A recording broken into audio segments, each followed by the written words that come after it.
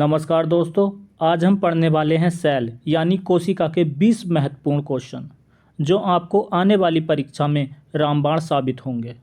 साथ ही हमने इस वीडियो के अंत में 5 क्विज क्वेश्चन भी आपसे पूछे हैं जिनका जवाब आपको कमेंट बॉक्स में देना है।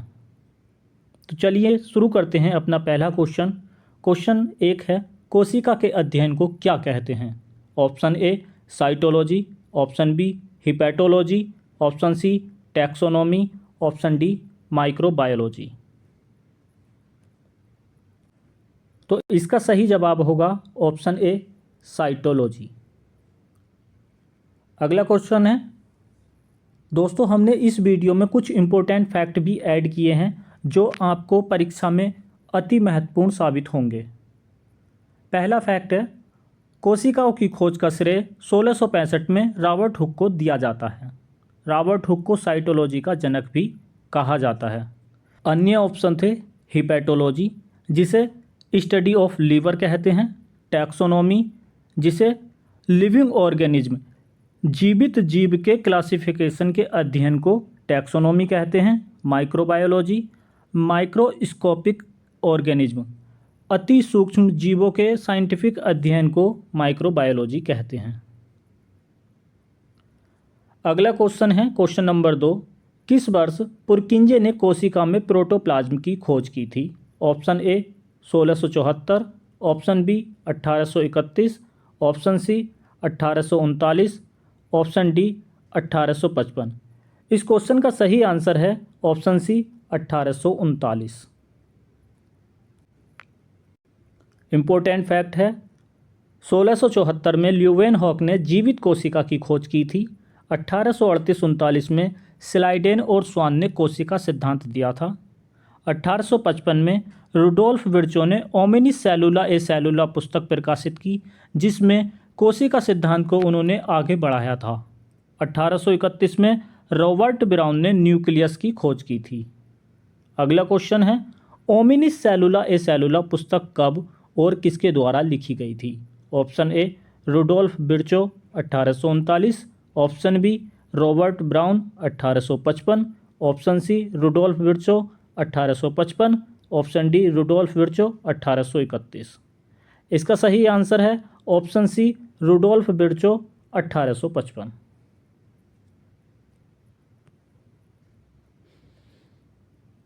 रुडोल्फ विर्चो ने अपनी पुस्तक में कहा, सभी कोशिकाएं पहले से मौजूद कोशिकाओं से मिलकर बनती हैं। ल्यूवेनहॉक ने 1674 में स्पाइरोगाइरा शैवाल की जीवित कोशिका की खोज की थी। अगला क्वेश्चन है, Krebs cycle citric acid cycle कोशिका के किस भाग से संबंधित है? Option A Golgi body, option B nucleus, option C mitochondria, option D endoplasmic reticulum. इसका सही आंसर है ऑप्शन सी माइटोकाइंड्रिया। क्रेब्स चक्र जिसे साइट्रिक एसिड चक्र या ट्राइकार्बोक्सिलिक एसिड चक्र भी कहते हैं, सभी वायवीय जीवों जो ऑक्सीजन का उपयोग करते हैं में होने वाली रासायनिक प्रतिक्रियाओं की एक श्रृंखला है। यह कोशिकीय श्वसन का एक महत्वपूर्ण हिस्सा है जो भोजन से ऊर्जा निकालने में मदद करता है। क्वेश्चन नंबर 5, निम्न में से किसका श्रावण स्मूथ एंडोप्लाज्मिक रेटिकुलम द्वारा किया जाता है? Option A protein and lipid, option B fat, option C phospholipids and cholesterol, option D B and C both. इसका सही आंसर है option D B and C both. Smooth endoplasmic reticulum fat और phospholipid and cholesterol तीनों का श्रावण करती है, तो इसका ऑप्शन है डी सही है। इंपॉर्टेंट फैक्ट है, स्मूथ एंडोप्लाज्मिक रेटिकुलम का कार्य लिपिड और स्टेरॉइड का संश्लेषण, दबाव का विसरण यानी कि डिटॉक्सिफिकेशन, कैल्शियम आयनों का भंडारण एवं विनियमन और कार्बोहाइड्रेट चयापचय यानी मेटाबॉलिज्म है। रफ एंडोप्लाज्मिक रेटिकुलम का मुख्य कार्य प्रोटीन संश्लेषण, प्रोटीन फोल्डिंग और संशोधन है। क्वेश्चन नंबर 6 है, इसमें हमें एक कोशिका दी गई है, उसके 6 भाग हाईलाइट किए गए हैं जिनका हमें नाम बताना है। इसमें पहला भाग है एंडोप्लाज्मिक रेटिकुलम, दूसरे को कहते हैं गोल्गी एपरेटस, तीसरा है माइटोकाइंड्रिया, चौथा है राइबोसोम और पांचवा है न्यूक्लियोलस। तो इसका सही आंसर होगा option A, endoplasmic reticulum, Golgi apparatus, mitochondria, ribosome और न्यूक्लियोलस। इंपॉर्टेंट फैक्ट है, गोल्गी एपरेटस जिसे कोशिका का डाकघर कहा जाता है, माइटोकाइंड्रिया जिसे कोशिका का पावर हाउस कहा जाता है, लाइसोसोम्स कोशिका का आत्मघाती थैला कहा जाता है, राइबोसोम्स कोशिका की एक प्रोटीन संश्लेषण इकाई है। क्वेश्चन नंबर 7 है, निम्नलिखित में से किस अंगक में दोहरी झिल्ली बंधी संरचना के साथ साथ अपना स्वयं का डीएनए और राइबोसोम होता है? Option A endoplasmic reticulum, option B centrioles, option C mitochondria, option D chromatin material. इसका सही आंसर है option C mitochondria. Important fact है, कोशिकाओं में केवल 3 कोशिकांगों का अपना डीएनए और राइबोसोम होता है। पहला है न्यूक्लियस, दूसरा है माइटोकाइंड्रिया और तीसरा है प्लास्टिड्स। प्लास्टिड्स सिर्फ और सिर्फ प्लांट सेल में पाया जाता है। प्लास्टिड में उपस्थित क्लोरोफिल पादपों में प्रकाश संश्लेषण के लिए उत्तरदायी होता है एवं पत्तियों को हरा रंग प्रदान करता है। 8वां क्वेश्चन है, निम्नलिखित में से किसे कोशिका की आत्मघाती थैली कहा जाता है? Golgi apparatus, option A, option B mitochondria, option C vacuole या फिर रिक्तिका, ऑप्शन डी लाइसोसोम। इसका सही आंसर है ऑप्शन डी लाइसोसोम। तो क्या है? लाइसोसोम। अगला क्वेश्चन है, अगले क्वेश्चन से पहले इंपॉर्टेंट फैक्ट, लाइसोसोम्स परिपक्व लाल रक्त कोशिकाओं आरबीसी को छोड़कर प्रत्येक कोशिका में पाया जाता है। लाइसोसोम कोशिका के पाचन तंत्र के रूप में कार्य करते हैं, जो कोशिका के बाहर से एंडोसाइटोसिस के माध्यम से ली गई सामग्री को विघटित करते हैं। रिक्तिका यानी कि वैक्यूल पोषक तत्वों और अपशिष्टों का भंडारण रखता है। यह स्फीति दाब प्रदान करके कोशिका के आकार को बनाए रखता है और अपशिष्ट प्रबंधन में भंडारण में मदद करता है। पादप कोशिका में लगभग 90% भाग वैक्यूल ही घेरता है, जो कि स्थायी प्रकृति का होता है। अगला क्वेश्चन है, साइटोप्लाज्म समावेशन, साइटोप्लाज्म इंक्लूजन क्या है? Option A ribosome, option B living component, option C non living components and nutrition, option D cell membrane. तो इसका सही आंसर है option C non living component and nutrition. अगले क्वेश्चन की तरफ चलते हैं। अगले क्वेश्चन से पहले इंपॉर्टेंट फैक्ट, कोशिका द्रव्यी समावेशन साइटोप्लाज्म इंक्लूजन, कोशिका द्रव्य में निलंबित निर्जीव कणिकाएं या समुच्चय होते हैं जो पोषक तत्वों, वर्णकों या अपशिष्टों का भंडारण करते हैं और झिल्लीबद्ध संरचनाएं नहीं होती हैं। अन्य इंपॉर्टेंट फैक्ट हैं, माइटोकाइंड्रिया की खोज कार्ल बेल्डा ने की थी। सबसे छोटी कोशिका माइकोप्लाज्मा है। साइनोबैक्टीरिया, बैक्टीरिया और माइकोप्लाज्मा प्रोकैरियोटिक कोशिका के उदाहरण हैं। जॉर्ज पैलेड ने 1953 में राइबोसोम की खोज की थी। अगला क्वेश्चन है, नीला हरा शैवाल ब्लू ग्रीन एल्गी एक उदाहरण है किसका? Option A algae, option B fungi, option C eukaryotic cell, option D prokaryotic cell. तो इसका सही आंसर है ऑप्शन डी प्रोकैरियोटिक सेल। नीला हरा शैवाल को कोशिका के प्रोकैरियोटिक सेल और एल्गी दोनों के बीच की कड़ी भी माना जाता है। इंपॉर्टेंट फैक्ट, प्लांट्स की सेल वॉल सेल्यूलोज की बनी होती है, बैक्टीरिया की पैप्टिन या पैप्टिडोग्लाइकन की, और वहीं फंगी की काइटिन की सेल वॉल बनी होती है। अगला क्वेश्चन है, 1838-39 में कोशिका सिद्धांत किसने दिया था? ऑप्शन ए रुडोल्फ विर्चो ने, option B Schleiden and Schwann ने, ऑप्शन सी ल्यूवेनहॉक ने, ऑप्शन डी रॉबर्ट हुक ने। तो इसका सही आंसर है option B Schleiden and Schwann ने। सेल थ्योरी जो स्लाइडेन और स्वान ने दी, सभी पौधों और जानवर कोशिका से बने होते हैं और यह जीवन की मूलभूत इकाई है। बाद में 1855 में रुडोल्फ विर्चो ने इसे आगे बढ़ाया और कहा, सभी नई कोशिकाएं पहले से मौजूद कोशिकाओं से मिलकर बनती हैं। अगला क्वेश्चन है क्वेश्चन नंबर 12, किस प्रोकैरियोट में कोशिका भित्ति नहीं होती है? Option A cyanobacteria, option B mycoplasma, option C bacteria, option D none of the above.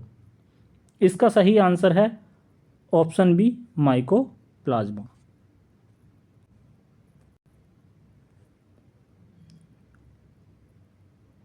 Important fact, prokaryotic कोशिका में कोई सुपरिभाषित केंद्रक नहीं होता है जिसे न्यूक्लियोइड कहते हैं। इसमें सिंगल क्रोमोसोम होता है। इनका आकार 1 माइक्रोमीटर से 10 माइक्रोमीटर होता है। माइकोप्लाज्मा को छोड़कर सभी प्रोकैरियोटिक कोशिकाओं में कोशिका भित्ति पाई जाती है। अगला क्वेश्चन, क्रोमेटिन पदार्थ किससे बना होता है? Option A DNA plus histone protein, option B DNA plus RNA, option C histone protein plus RNA, option D RNA plus nucleic acid. इसका सही आंसर है option A DNA plus histone protein. Important fact, कोशिका विभाजन के दौरान chromatin पदार्थ गुणसूत्र में व्यवस्थित हो जाते हैं। गुणसूत्र की 23वीं जोड़ी नर और मादा को परिभाषित करती है। XX जोड़ी मादा को संदर्भित करती है, वहीं XY जोड़ी नर को संदर्भित करती है। जर्म सेल अर्धसूत्री कोशिका विभाजन दर्शाता है, जिसे मायोसिस भी कहते हैं। ये जर्म सेल्स होती हैं ओवम और स्पर्म। अगला क्वेश्चन, पादप कोशिकाओं में निम्नलिखित में से किस अंगक का अपना डीएनए और आरएनए होता है? Option A nucleus and plastid, option B nucleus and vacuole, option C nucleus and peroxisome, option D mitochondria and vacuole. इसका सही आंसर है option A nucleus and plastids. Important fact, plastid 3 type का होता है, chloroplast, leucoplast, chromoplast. Chloroplast, इसमें chlorophyll होता है जो प्रकाश संश्लेषण करता है और यही क्लोरोफिल पत्तियों को हरा रंग प्रदान करता है। क्रोमोप्लास्ट, यह फलों को रंग देता है और ल्यूकोप्लास्ट ये रंगहीन होता है। ल्यूकोप्लास्ट फिर से 3 प्रकार का होता है, एमाइलोप्लास्ट, एलायोप्लास्ट, एल्यूरोप्लास्ट। एमाइलोप्लास्ट कार्बोहाइड्रेट का संग्रहण करता है, एलायोप्लास्ट फैट का संग्रहण करता है, एल्यूरोप्लास्ट प्रोटीन का संग्रहण करता है। अगला क्वेश्चन, निम्नलिखित में से कौन से या कौन सी कोशिका विभाजन के प्रकार हैं? Option A amitosis, option B mitosis, option C meiosis, option D all of the above. तो इसका सही आंसर है option D all of the above. Amitosis असूत्री विभाजन, माइटोसिस समसूत्री विभाजन, मेयोसिस यानी कि अर्धसूत्री विभाजन। एमाइटोसिस प्रोकैरियोट्स और एक कोशिकीय यूकैरियोट्स में पाया जाता है। नाभिक पहले लंबा होता है और फिर सीधे 2 भागों में विभाजित हो जाता है।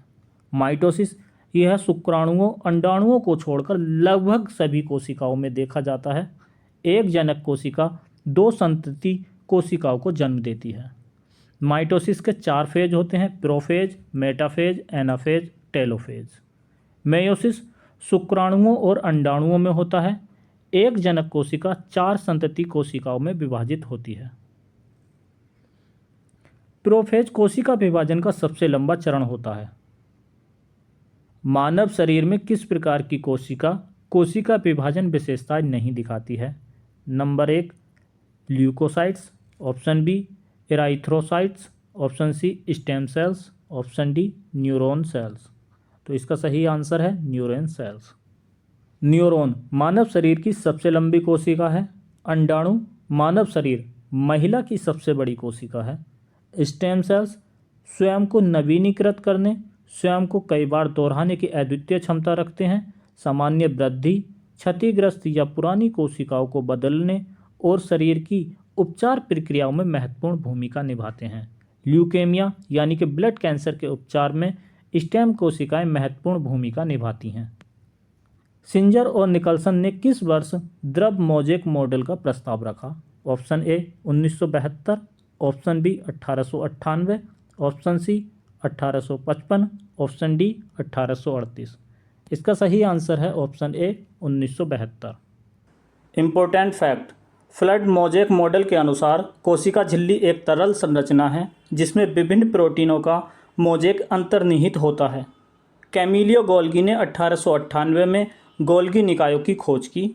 गोल्गी बॉडीज यानी गोल्गी एपरेटस को कोशिका का पोस्ट ऑफिस भी कहा जाता है क्योंकि ये प्रोटीन एंड लिपिड की पैकेजिंग एवं डिस्पैचिंग का कार्य करते हैं। 18वां क्वेश्चन है, साइटोस्केलेटन का प्रमुख कार्य क्या है? ऑप्शन ए कोशिका को आकार और सहारा प्रदान करता है, ऑप्शन बी प्रोटीन की पैकेजिंग और डिस्पैचिंग में मदद करता है, ऑप्शन सी कोशिका के भीतर श्वसन में मदद करता है, ऑप्शन डी कोशिका विभाजन के दौरान डीएनए की जानकारी रखता है।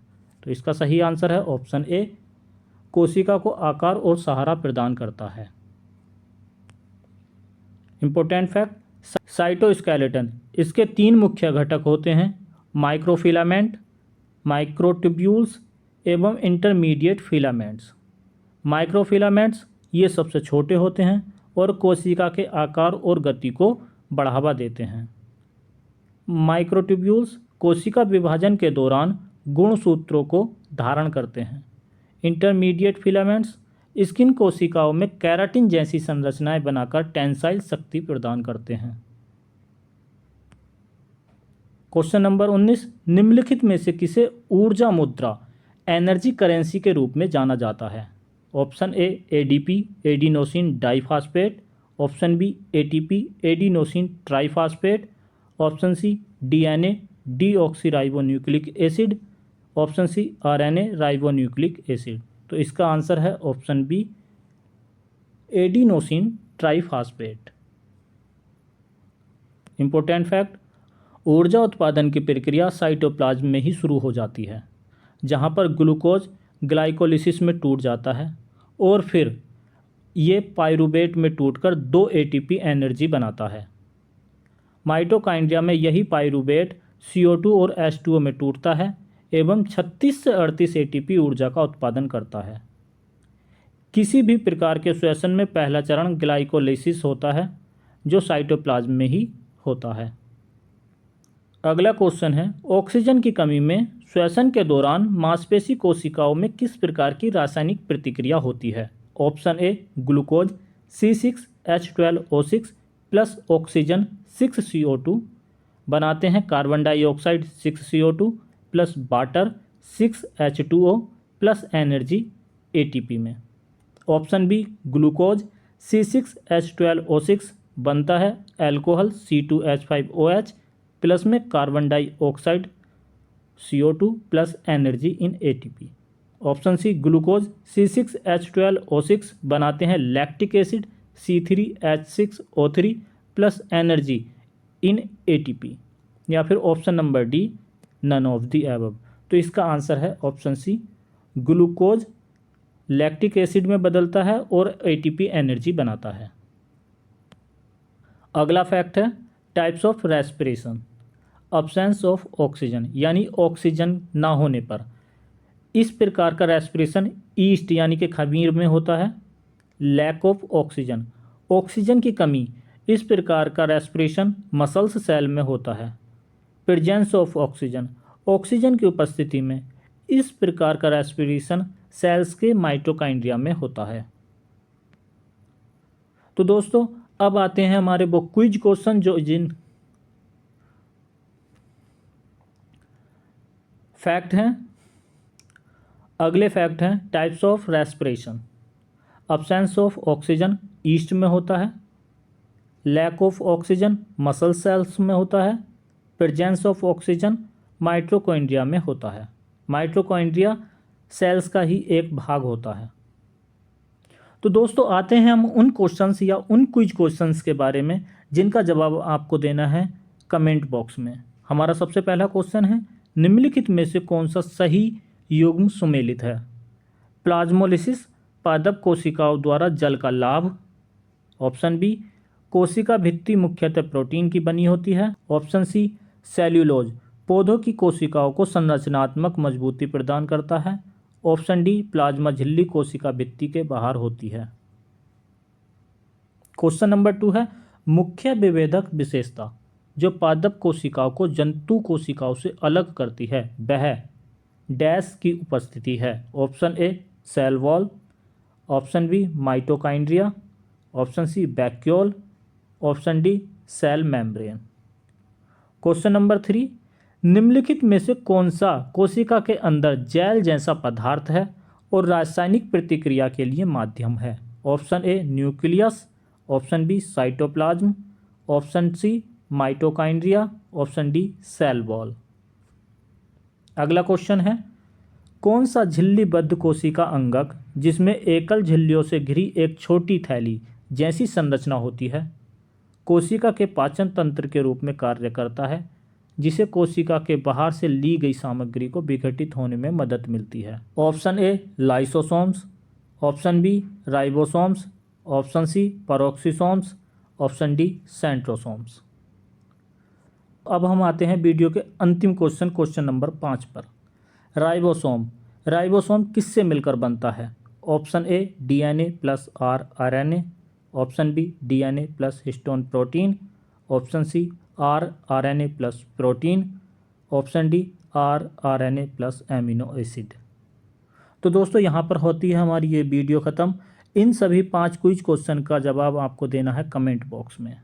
दोस्तों अगर ये वीडियो आपको ज़रा भी हेल्पफुल लगी हो तो इसे अपने दोस्तों के साथ शेयर करना ना भूलें। साथ ही साथ वीडियो को लाइक और चैनल को सब्सक्राइब करें। मिलते हैं अगली वीडियो में, तब तक के लिए टेक केयर, बाय बाय।